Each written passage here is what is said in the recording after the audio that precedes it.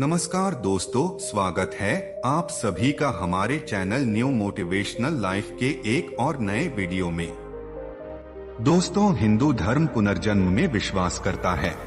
धर्म ग्रंथों में लिखा है कि इंसान के मरने के बाद आत्मा उस शरीर को छोड़कर नए शरीर में प्रवेश करती है।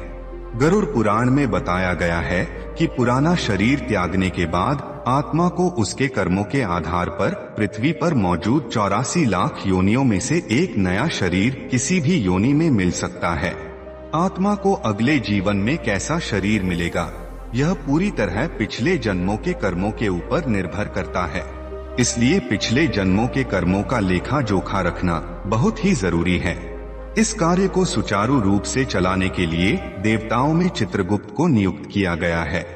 चित्रगुप्त मनुष्यों एवं समस्त जीवों के पाप पुण्य का लेखा जोखा रखते हैं और यमराज के प्रमुख सहायक हैं। चित्रगुप्त के बनाए हुए हिसाब किताब के आधार पर ही मृत्यु के देवता यमराज आत्माओं को स्वर्ग, नर्क या नए शरीर में भेजते हैं। दोस्तों, अगर आप भी जानना चाहते हैं कि आपके किन कर्मों के कारण कौन सा जन्म मिलेगा और भगवान इसका निर्धारण कैसे करते हैं, तो इस वीडियो को अंत तक जरूर देखें। दोस्तों, जैसा कि आप जानते ही हैं कि हिंदू धार्मिक ग्रंथों के अनुसार व्यक्ति को स्वर्ग और नर्क उसके कर्मों के हिसाब से मिलता है। गरुड़ पुराण में यह बताया गया है कि कर्मों के आधार पर अगले जन्म में व्यक्ति किस रूप में जन्म लेगा, उसका निर्धारण कैसे किया जाता है। मनुष्य के कर्मों का लेखा जोखा का दायित्व चित्रगुप्त को मिला है। चित्रगुप्त यमराज के सचिव हैं, जो हमारे आपके हर कर्मों का हिसाब रखते हैं। जब किसी प्राणी की मृत्यु होती है, तब यमराज के दूत उस व्यक्ति की आत्मा को पकड़कर सबसे पहले चित्रगुप्त के सामने प्रस्तुत करते हैं। चित्रगुप्त जीवात्मा को उनके कर्मों का पूरा ब्यौरा देते हैं। इसके बाद एक दूसरे कक्ष में आत्मा को ले जाया जाता है। इस कमरे को यमराज की कचहरी कहा जाता है। यहाँ पर यमराज आत्मा के कर्मों को सुनकर उसके अनुसार अपना फैसला सुनाते हैं। यमराज का फैसला आने के बाद यमदूत आत्मा को विभिन्न द्वारों से स्वर्ग या नर्क में ले जाते हैं।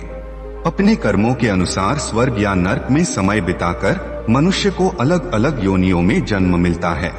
दोस्तों, किस पाप कर्म से कौन सी योनि में जन्म मिलेगा, यह जानने से पहले आइए समझते हैं कि आखिर देव योनि या मनुष्य योनि में जन्म कब मिलता है। दोस्तों, प्रत्येक आत्मा की 3 गतियां होती हैं: ऊर्ध्व गति, स्थिर गति और अधोगति। यदि कोई व्यक्ति मरकर ऊर्ध्व गति को प्राप्त होता है तो उसकी आत्मा देवलोक को गमन करती है। स्थिर गति का अर्थ है कि वह फिर से मनुष्य के शरीर में जन्म लेगा। अधोगति का अर्थ है कि मनुष्य योनि से नीचे गिरकर किसी पशु योनि में जन्म मिलना। यदि उसकी गिरावट और भी अधिक है तो उसे और भी नीचे की योनि, जैसे कीड़े मकोड़ों या समुद्र में रहने वाले जीव आदि के रूप में जीवन मिलेगा। दोस्तों, आइए अब जानते हैं कि भगवान अगले जन्म का फैसला किन कर्मों के आधार पर करते हैं। दोस्तों, छल करना पाप माना गया है। गरुड़ पुराण के अनुसार अपने मित्रों या बंधु बांधवों से छल करने वाला मनुष्य मरने के बाद नरक जाता है। साथ ही उसका अगला जन्म एक गिद्ध योनि में होता है, जो सड़े गले जानवरों का मांस खाकर जीवित रहते हैं। इससे भी बड़ा पाप है ब्रह्म हत्या। सनातन धर्म में ब्राह्मण को भगवान के सबसे नजदीक बताया गया है। शास्त्रों में भी साफ साफ कहा गया है कि यदि कोई मनुष्य भूल से भी किसी ब्राह्मण की हत्या कर देता है तो उसे ब्रह्म हत्या का पाप लगता है। ऐसे कार्य में साथ देने वाले मनुष्यों को भी कुंभीपाक नाम के नरक की यातना सहनी पड़ती है। गरुड़ पुराण के धर्म कांड में विस्तार से बताया गया है कि जो पापी व्यक्ति ब्राह्मण या कर्म से पूजनीय लोगों की हत्या करते हैं, उन्हें अश्व और ऊंट की योनि में जन्म लेना पड़ता है। जबकि घर का सामान चोरी करने वाला या दूसरों का पैसा लूटने वाला अपस्मार रोग से ग्रस्त होता है। इसके अलावा जो व्यक्ति किसी के वस्त्रों की चोरी करता है, उसे अगले जन्म में तोता के शरीर में जन्म मिलता है। सुगंधित पदार्थों की चोरी करने वाला व्यक्ति छछूंदर के रूप में जन्म लेता है।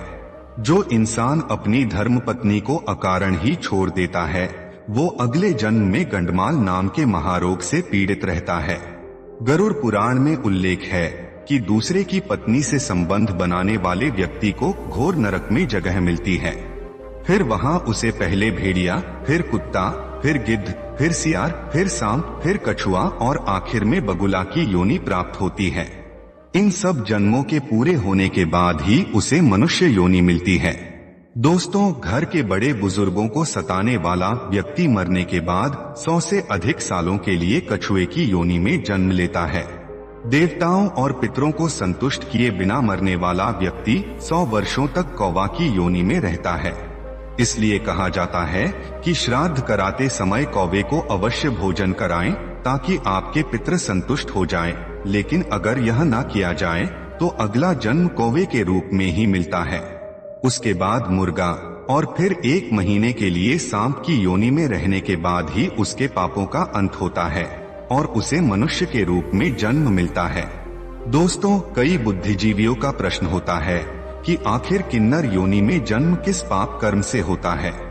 दोस्तों, कुछ लोग ऐसे होते हैं जो किन्नरों और अन्य जाति के लोगों का मजाक उड़ाते हैं और उन्हें हीन दृष्टि से देखते हैं। शास्त्रों के अनुसार ऐसे लोगों को अगला जन्म एक किन्नर के रूप में मिलता है और उन्हें भी ऐसे ही अपमान सहना पड़ता है। दोस्तों, यदि कोई व्यक्ति किसी का कत्ल कर देता है तो ऐसे जघन्य अपराध करने वाले को अगले जन्म में गधे की योनि में जन्म मिलता है। लेकिन अगर वो जिस शस्त्र से हत्या करता है उसी से उसकी भी हत्या हो जाए तो उसे मृग योनि मिलती है। इसके बाद वो मछली, फिर कुत्ता और फिर बाघ बनता है। इन योनियों में जन्म लेकर अंत में वो मनुष्य योनि में जन्म लेता है। कहते हैं कि जो व्यक्ति अपने से बड़ों का अपमान करते हैं उन्हें कौंच नाम के पक्षी के रूप में जन्म लेना पड़ता है। उसके बाद वो हिरण की योनि में जन्म लेता है, फिर जाकर उसे मनुष्य योनि की प्राप्ति होती है। दोस्तों, जो इंसान प्रचुर होते हुए भी दूसरों के मांगने पर भोजन नहीं देता और अकेले भोजन करता है वो अगले जन्म में संतानहीन रह जाता है। वहीं जो मनुष्य फल चुराता है वह बंदर की योनि में जन्म लेता है।